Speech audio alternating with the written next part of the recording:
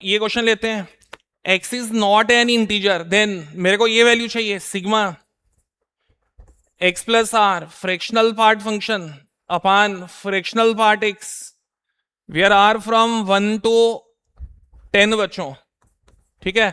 x is not an integer, भाई x जो मेरे पास है ये तुम्हारा इंटीजर नहीं है। जब इंटीजर नहीं होगा तो ये क्या होगा बच्चों, भाई क्या कह सकता हूं, x किसको बिलोंग करेगा, 0 to 1, भाई ये 0 और 1 के बीच होगा, डेसिमल पार्ट जिसको बोलते हो। अब बताओ मेरे को फ्रैक्शनल पार्ट फंक्शन की प्रॉपर्टी, तो इसको मैं x प्लस आर कह सकता हूं, ठीक है। तो अपान x ये आ गया। अब मेरे को बताओ इधर सिग्मा आर है बच्चों, भाई सिग्मा आर, ये सिग्मा वैसा ही रहेगा, क्या था इसका वैल्यू 1 से लेके 10 तक। तो ये बताओ जब सेपरेट करूंगा इसको, अगर इसको सेपरेट किया जाए तो ये 1 आ जाएगा प्लस फ्रैक्शनल पार्ट आर का अपान फ्रैक्शनल पार्ट एक्स का, ये बन जाएगा।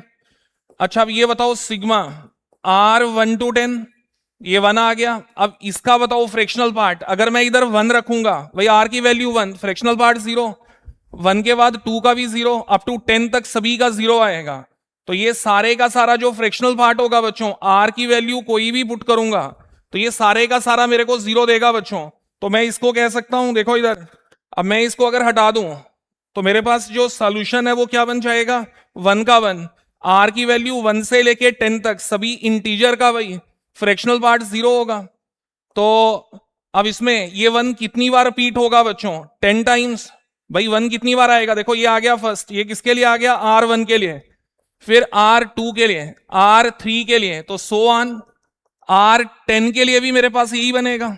भाई 1 के लिए 1 प्लस 0, 2 के लिए 1 प्लस 0, 3 के लिए 1 प्लस 0, अप टू 10 के लिए भी 1 प्लस 0। तो ये 1 कितनी बार रिपीट हुआ बच्चों, 10 टाइम। तो आंसर 10